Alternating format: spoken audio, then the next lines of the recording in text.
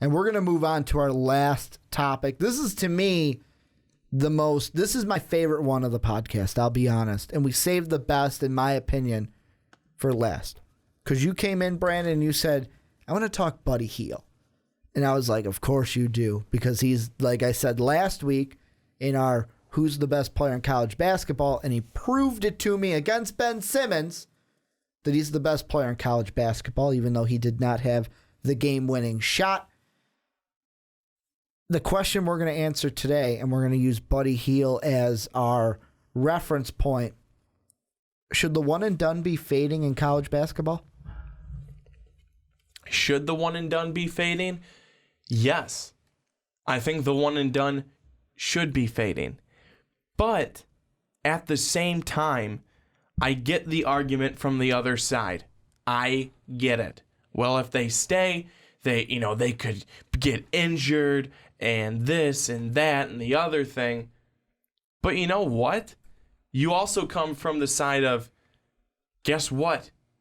They might not get injured, and they might continue to get better, and they might get educated, because it is important to be able to have some sort of education to then take out into the world with you, even if you're going to the NBA. Doesn't matter. Be educated. Well, not just, the education thing to me is kind of a lost argument a little bit, only because I do agree getting your diploma, kind of like Andrew Luck did, is important. I'm totally for that. However, I always see the same side of the argument. It was, I want to say Jay Billis who said it, where he was like, oh, well, my son was head of the student council and he earns an actual salary for his job as head of the student council, but we can't pay a basketball player because they're a student athlete. So I look at that side of the argument and people I go, would also say you're getting paid to play here for free. Yeah, and that's a huge thing for the one and done, because those players would come back and say, but Brandon, I can't buy food for my family. I can't do this with that money that you're saying I'm getting paid for. But that's not the point of this conversation. That's one of the reasons that fuels the one and done. However, I'm a fan of staying in college, mainly because during the LSU-Oklahoma game, the little snapshot I'm going to use is they were talking about Buddy Hield and kind of the development he's had. They showed two pictures, one from his, I want to say it was sophomore year, one from his senior year, and just he had the shot well over his, his right shoulder? His left shoulder, well over his left shoulder. Had to be an awkward shot. When I saw it, I kind of mapped it out with me, and I was like, okay, how would that work? And I'm like, man, that's awkward. I can't even do that. To where now it's right where it's supposed to be, to where he can just shoot it with clean ease. And that's what you get when you stay in college. You get a coach like Coach Kruger, or if you're at North Carolina, who did lose to Louisville, by the way, Brandon. I know, I was watching. If you get one of those coaches like Roy Williams, like a Coach K, no matter if you're at Utah or Duke, whichever Coach K you prefer, you're going to get that development and you're going to get that coaching to help you become a better player, instead of, I played a year, I'm going to go in the NBA, and then it takes me 5 years in the NBA to do anything because I'm still developing. It's kind of like golf.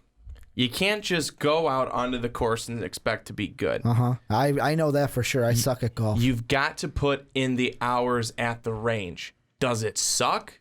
Sometimes? I don't know. Yes. Going to the driving range is pretty fun, man. Sometimes, yes. And here's the thing. You can relate that to basketball. Do you necessarily want to stay in college? No, you may hate it. You may want to go to the league right now. But staying and developing and making sure that you are the best when you come out, it's all worth it when you finally get onto the course and are just watching the ball go pretty right down the middle of the fairway. That is why you stay. For the reasons you gave, the development. Because not everybody is like the Buddy Hield story, but a lot of At the same time, not everyone's like Kobe Bryant or LeBron James who can come right out of high school and boom, shock the world. No one is. Yeah. Except for Kobe Bryant and LeBron James. Maybe KG too. He came out of high school. But here's the thing, though.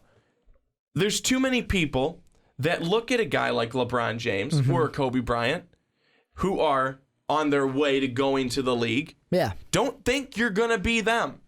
Don't think that, because guess what? Rare cases. You're probably not. Yeah, rare cases. It was kind of like, I'm going to use an example of the E60 that they had. They were showing it last night before I went to bed on Cam Newton. His dad said, well, when we were at Florida and Auburn, or it was Florida because he just came out of high school, it was never, am I going to, like, where am I going to go to turn pro? Where am I going to turn pro? No, it was just get your job done on the field, because that turning pro may not happen. And you got to put in the work to make sure it does happen. And it's like when coaches say, don't look ahead. Don't look ahead to the next game. Don't look ahead to go into the league, because guess what you got to do right now? You got to prove yourself to the teams in that league so that they want you, that they have a need for you. You make them think that by your play. So that's why you have to focus on right now, because there may not be well, later I'm going to be in the league. Well, no, not if you don't put in the good work right now and, play your ass off every single night. And it's not about just coming onto the court and playing. It's putting in the hours outside of that when people don't see you play. That's what it comes down to. There are people with the raw talent that can just come to the court and play. Good for you. Like one that comes to my mind, Anthony Davis. He was an example of a guy who could go one and done in college because he had the talent to go right to the NBA. But if you aren't putting in the work outside of it, most people will not succeed. They will fail because they think it's all about the fame on the court. You want that? You have to do everything else to get that. That's what it comes down to. Not enough people understand that, but it is. But well, I have plenty of friends who have played basketball, one professionally overseas. You can't just show up and expect to be good every day. The number of hours that they put in at the gym, the number of hours they put in lifting, shooting, all of those things so they can look real good in prime time. That's what you got to do. I'm going to use this point. Out of the top 5 draft picks, maybe even you can go top 10, but I'm going to use 2 guys from the top 5 of last year's NBA draft. The only 2 to me that are, okay, boom, each and every night, solid NBA contributors for their team. Karl Anthony Towns, he may be the exception to this rule. Could come out one and done, was a freshman. Now he's doing some good things in the NBA. The other one, Kristaps Porzingis. Porzingis, though, was a guy who, of course, you can say, well, Ricky, but he came over from Spain, and he's a Latvia guy. He's an international guy. Yeah, but those international guys don't just come over willy-nilly like the pro guys. Like Kristaps Porzingis, he's 20. So if you take that into consideration, that's arguably, depending on where his birthday falls, 2 or 3 years he would have played in college, which would be the equivalent. I actually, come on, let's be honest, I don't think he's 20. Someone screwed up that birth certificate. That man is not 20. He is not 20. That's what it says. That's what it says according to the internet. And here's the thing, though, is that, we're saying here, they may be an exception to this rule. They may be an exception to this rule. It may not be that they're an exception to this rule. It may just be that they got lucky, because not everyone is going to come right out. See, and I see boom. it as more those are the few that have the talent to do so. They have the talent to do so and do that, where not everyone does. I mean, D'Angelo Russell, number 2 pick in the draft. Did he come out and shock the world in the NBA right away? No. How about Willie Cauley-Stein, the junior coming out, not even he wasn't as huge as Karl Anthony Towns, but like Stanley Johnson with Detroit, or like Justice Winslow with the Heat. He probably more in the Anthony Towns, but another guy playing significant roles for the Hornets, Frank Kaminsky. When he came out, what was he? A senior. Well, how about a guy like Doug McDermott for the Bulls?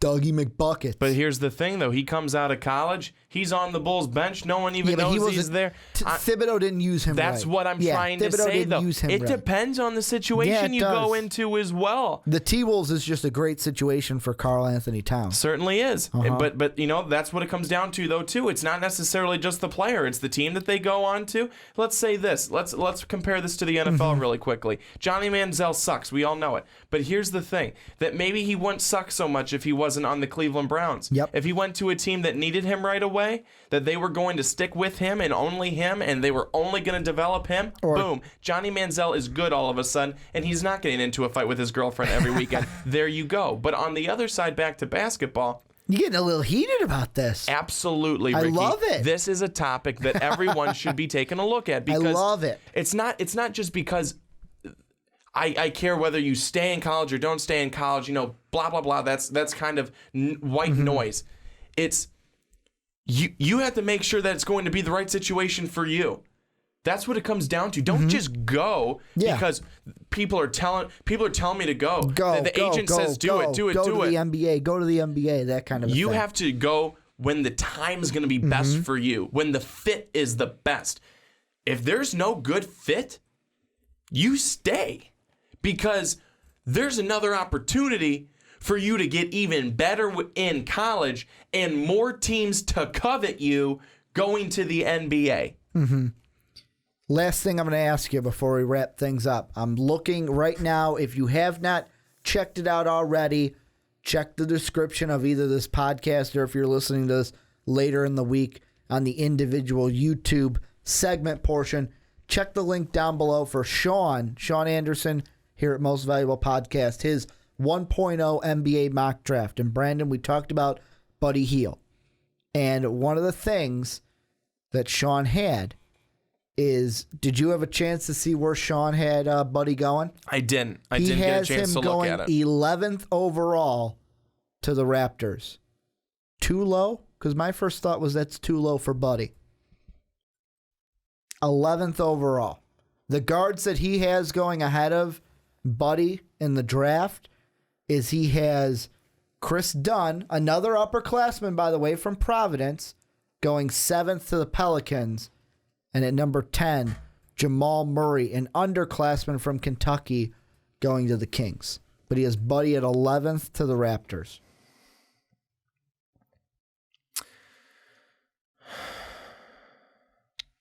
I don't know. I think that... To me, I thought that was too low. I think that maybe he can move up a couple of spots, but I think that's probably right. That's probably a good spot, actually. Well, like the team, it's a great spot because, I mean, if I don't want to get too much into it, but if DeRozan leaves, Buddy can come in and be the point guard. If not, he can even play behind DeRozan.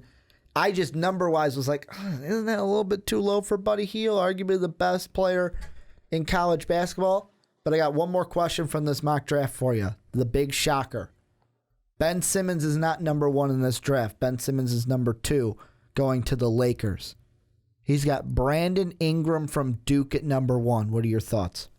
That's an interesting... I thought the same thing. That's an interesting play. It made me do a double take. I went, what? Simmons, number 2 to the Lakers? What? I don't